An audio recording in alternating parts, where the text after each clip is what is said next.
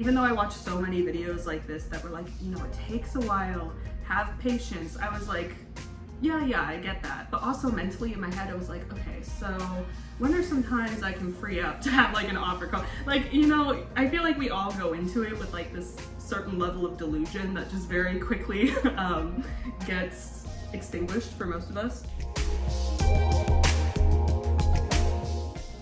Hello everyone, welcome to my channel. My name is Haven and I have been querying now for just about 3 months.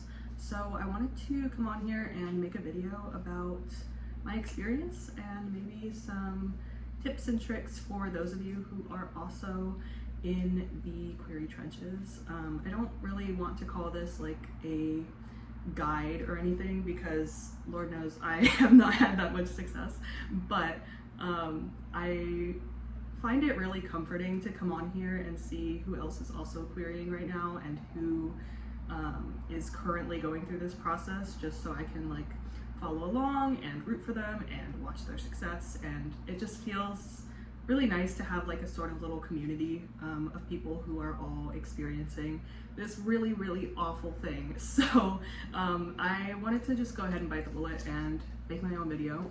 So for those of you who don't know me, which is nobody because this is my first video, my name is Haven. I write sapphic romance and sci-fi. I am currently working on a young adult sci-fi project, and the project I'm querying right now is a new adult sapphic romance. It is contemporary, and I just wanted to get on here and talk about the last 3 months, how they've been, kind of what I'm expecting going forward, and kind of the mindset around querying, just to kind of get some background information out of the way. Like I said, I have been querying for just over 3 months, and I'm honestly not going to say how many full queries I've sent out because the number is getting quite high and alarming. But I do have 2 full requests at this point that are out, and I also have 1 manuscript with an indie publisher that is currently in review, and that was not my intention. I was not planning on doing that, but I just happened to see on Instagram that they had a very limited submission window, and I just kind of wanted to shoot my shot while I could. But other than that, 2 full requests. They have been out for, I think, over a month now each. So I feel like I am losing hope on those by the day, but I know it can take a while, so I'm trying not to. I'm going to kind of split this video into first what I wish I knew going into this process, starting the process, and then maybe more practical advice and emotional advice, because querying is just as hard as everyone says it is. I can tell you that now.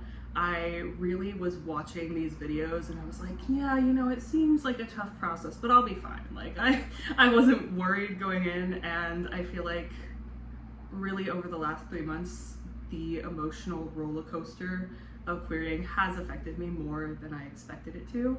So let's just go ahead and get into it. I wrote all my stuff down. Isn't this notebook so cute? My friend literally made me this for Christmas. Okay, things that I wish I knew going into querying. First of all, do not neglect the importance of your query letter. And that seems like a really obvious one.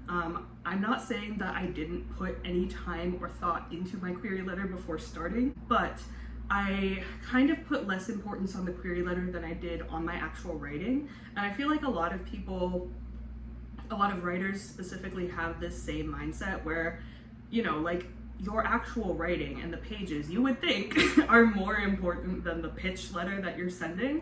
But what I realized, especially as I kept going, was that the query letter, for the most part, is like, for some agents, the only thing they will look at. For most agents, actually, the only thing they will look at. So your query letter has to be representative of your writing. It has to have, you know, the best comps you can find, which I will say comps were absolutely the hardest part for me and still are. I would love to make another video about like query letters in general, because I think it's such a crazy, like complicated, nuanced process that like if you don't know what you're doing going in, turns into a big snowball effect of a whole big mess. But I will say that as I kept going, I kept refining my query, and I think the version I have of it now is probably the best it's gonna get, to be honest. But even when I started, I think I looked at my query letter and I said, you know, this is great. This is like the best it could possibly be. And I will tell you, it can always get better. Really put so much importance on that query letter because you want to give it the same value and time and effort that you have put into the manuscript that you've been working on for, you know, months or years. I know I've been working on my book for about 2 years, so I think, you know, you've put so much love and effort into this project in your manuscript, but you need to put that same amount of time and effort into your query letter so that you can have the best possible chance of an agent looking at that and saying, okay, now I'm interested. Let me open the pages. Let me look at the writing. Getting as many examples and sources of querying as you can would be really, really good. So not only just videos, I also looked at the Query Shark website. I looked at Gina, I cannot remember her last name right now, but she's an editor on TikTok. She does query reviews on her page, and I will say they are really brutal, but I cannot tell you how many times I was watching one of her videos and I said, oh my god, I'm doing that exact thing in my query letter that she's saying not to do. So if you want like to hold yourself to the absolute highest standard, I would say go to her, or even like submit your query to her, get query critiques. I will say I think she specifically has a pretty long line, I think, right now, but there are plenty of people who do query critiques. You know, get other people to look at it, get your writer friends to look at it, get, you know, anybody you can think of. There are plenty of services online. Just get some feedback on it and really spend your time with that query before sending out a bunch of batches, just so you don't waste your shot. The next thing I wish I knew is query the fast responders first. This leads into one of my practical tips, which is I do think you should get Query Tracker Pro if you can. If you're not using Query Tracker, you should if you can. It's a really, really helpful website. It basically just lists everything out for you. And if you have Query Tracker Pro, you can see all these different types of statistics, like how fast agents usually respond, to what percentage of their queries they respond, which I would also recommend not only querying people who are fast to respond at first, but people who respond to most or all of their queries, just so you can kind of get some like testers out in the water, see if you have any interest, and see. I will say, I think currently in 2025, the level of personalized rejections you get are pretty low, at least from my experience. I have gotten a few. I think assistant agents or junior agents are more likely to give personalized feedback, but not always. If you look in the comments of an agent's, like on their Query Tracker page, you can kind of see what their form rejection looks like. People will like copy and paste the form rejection, which I will say that's also a really helpful thing to look at, because sometimes I would get a rejection and I was like, oh, I think this is personalized. Like, I think they're like talking right to me. And then I would look on their page and I was like, no, this is actually just the exact same rejection that they send to every single person. So it is helpful to look at their comments and see, you know, what kind of responses people are getting and if yours is personalized or not. I will say I got a very, very kind personalized rejection that really helped me keep going in the early stages. It was also kind of crushing because basically the response was just, I really loved your concept and I really loved your pages, but I have another client whose book is too similar and I don't want competition. And that was really crushing, I will say, but it is really nice when you do get those personalized rejections. So yeah, I would say get Query Tracker Pro if you can. I don't think it's super expensive, but I understand, you know, people have all different situations. If you can afford it, I would recommend it. And that kind of leads into my next practical advice, which is, and this is gonna be do as I say, not as I do. This is much easier said than done. Do not drive yourself crazy over the Query Tracker statistics and agents' response times and where you are in the line, things like that. I know this is something I personally need to work on right now because I am waking up every single day and checking that query tracker page like multiple times a day. And it just is not helpful. It's not gonna get them to do it any faster. Like, it's just not what you need to be doing. But I will say the helpful things that I think are on Query Tracker Pro, and things that I actually just discovered recently, there are tabs where you can see success story interviews. And again, I'll put a video up of that if I can. But you can click on that tab called Success Story Interviews, and some people who have gotten offers of representation will answer little questions about, you know, how many queries they sent out, how long they've been querying, what's their book about, you know, things like that. But also they can put their query letter, their successful query letter there. And I think it's really helpful to kind of look at the queries that have worked and analyze them and see, you know, what did they do to gather interest. And sometimes it's just the concept. Sometimes they just have a really cool concept. But there are, I think, things that really successful queries have in common that you can kind of track and try to implement into your own query. I would also recommend looking at query letters in your genre specifically, because they can vary a little bit from genre to genre. So I have been looking, for example, at contemporary romance query letters and kind of seeing how those come together, what the structure is, what are the similarities, what are the things that work, what are the things that don't work, things like that. My next tip, or something that I wish I had known, is to keep track of which agencies you're submitting to, because some of them only let you submit to one agent. So for those agencies, I would say really take your time, research all of the agents and see which one you think you are most likely to get a response from, or who you think you would click the best with. Because if you can only make that decision once, I would say even if you have to wait for that person to open up, like wait, because it's gonna take a while anyway. I would say patience is my next tip, and that's jumping a little bit ahead, but it is going to take a while no matter what you do. People who get fast responses and fast offers are definitely the exception, not the rule. I just saw somebody on the success story tab that had been querying for 10 years. And I said, wow, I can actually never complain again. But, you know, it's gonna take a while. So just keep going, keep doing you.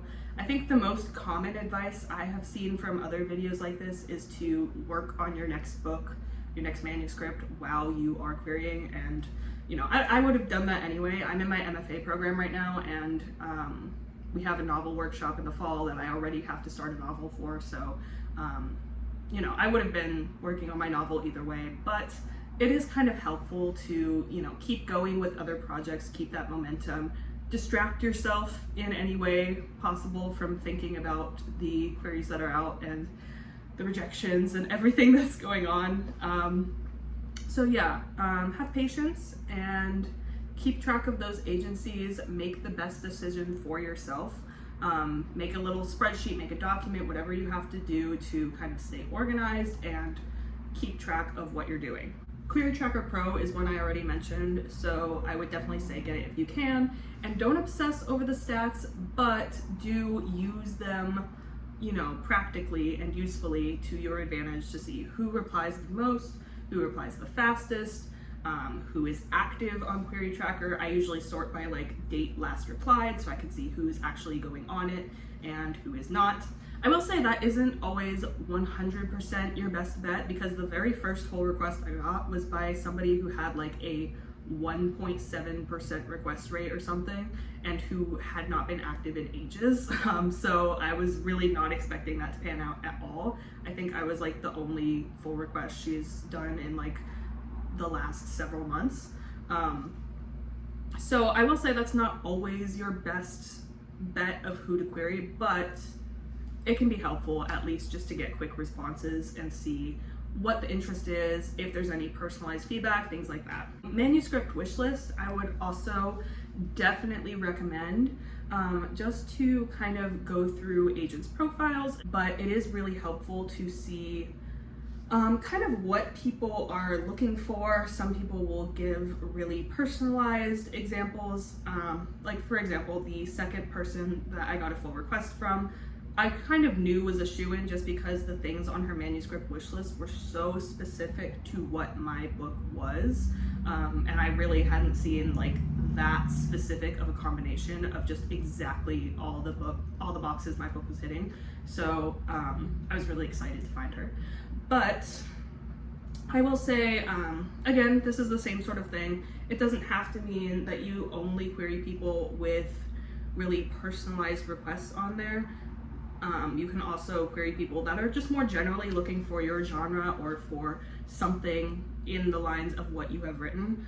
But it can be helpful, and people do update a lot. You can also look by new and updated, the most recent people that have put their manuscript wishlist on there or updated it. And that does remind me, another Query Tracker Pro tool that I did not know about at first, but that has been really, really useful is the, I think it's like called New and Updated Agents or something. And it's a full list of agents that have just been added to Query Tracker or agents who have just opened, which if you check that regularly and see like who has just opened, and then kind of like, you know, look them up, look around to see what agency they're at and what they're looking for. Sometimes that can be really helpful to see people who weren't available before but are available now. My next one is do not give up too early, don't self-reject. I think it's really interesting because looking at the Query Tracker stats, I have seen a lot of people who mark it as like a closed no reply super, super early, or like even after just a few days. And like I said, this does take a while.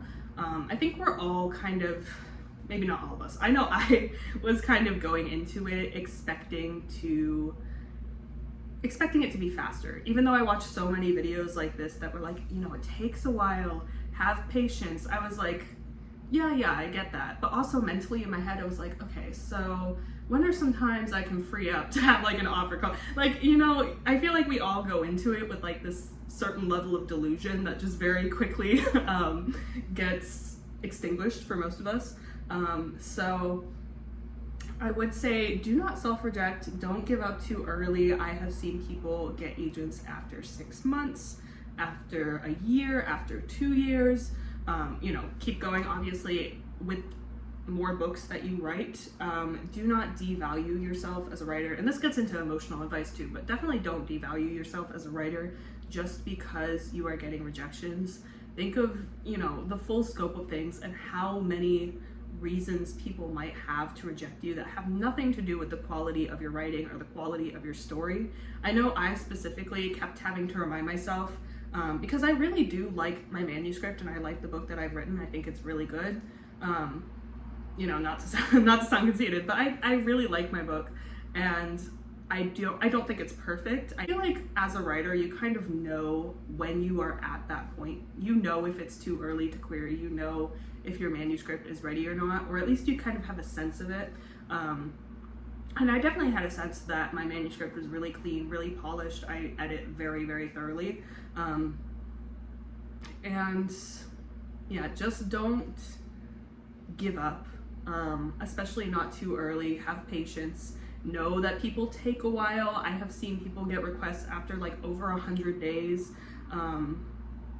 And I think looking at those success story interviews on Query Tracker, you can kind of tell like how long and how many queries it takes some people to get offers. And I've seen people, honestly, I think the average that I've seen is like between 100 and 200 queries sent, especially at this point.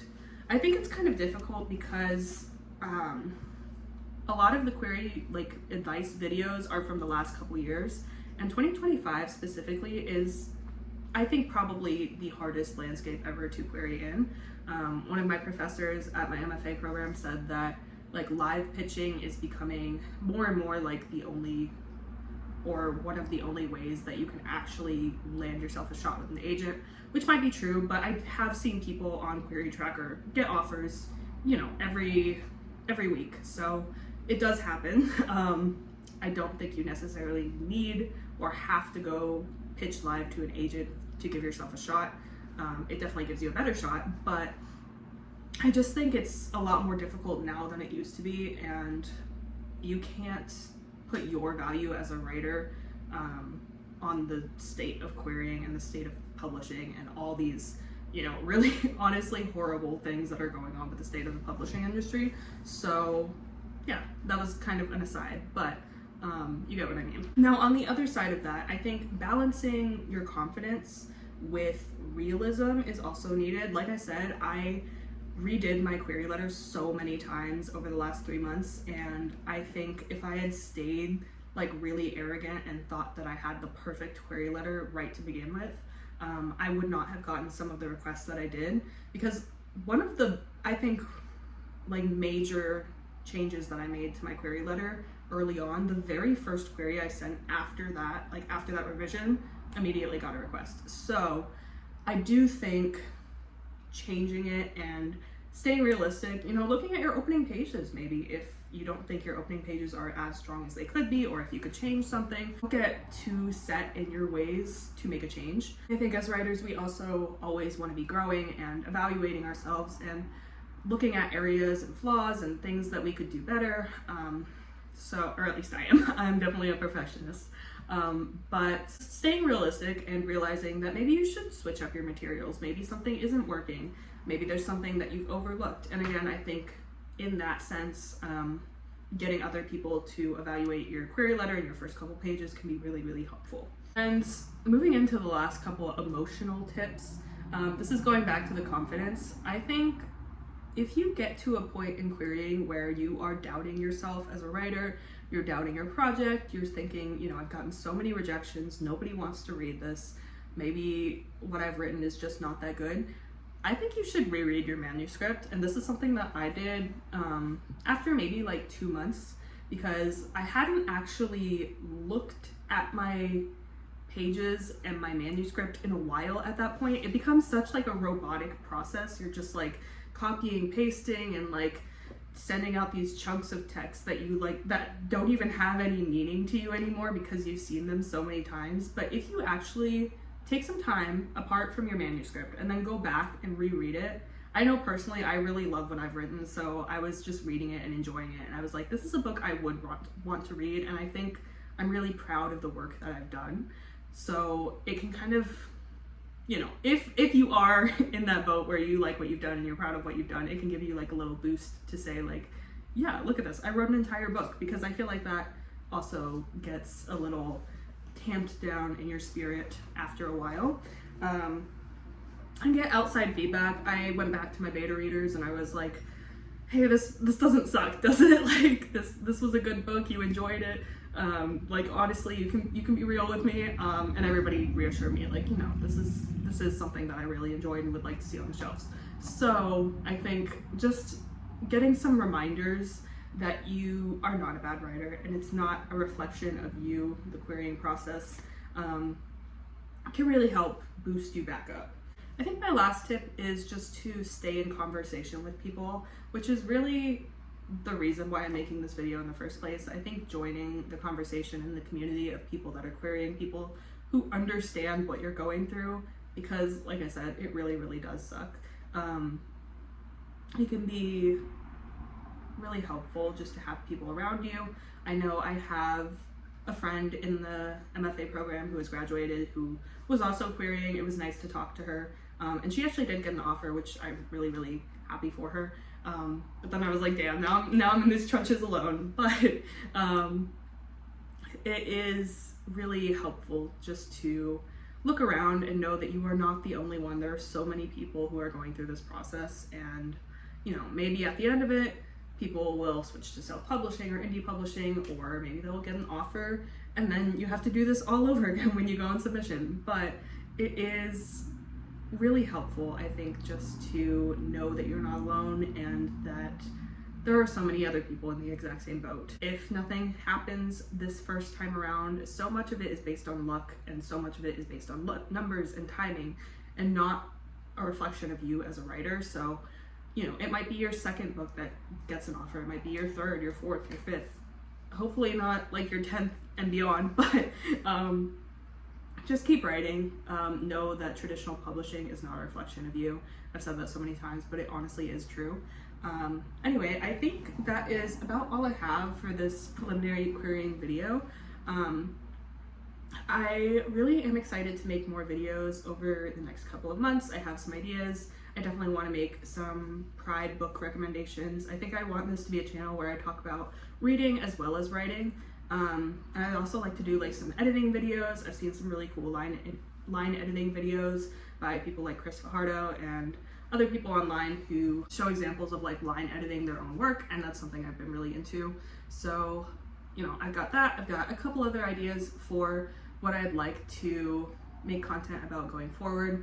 And I think it's just really nice to get on here and join this community that I've been silently observing for so long. So thank you so much if you watched.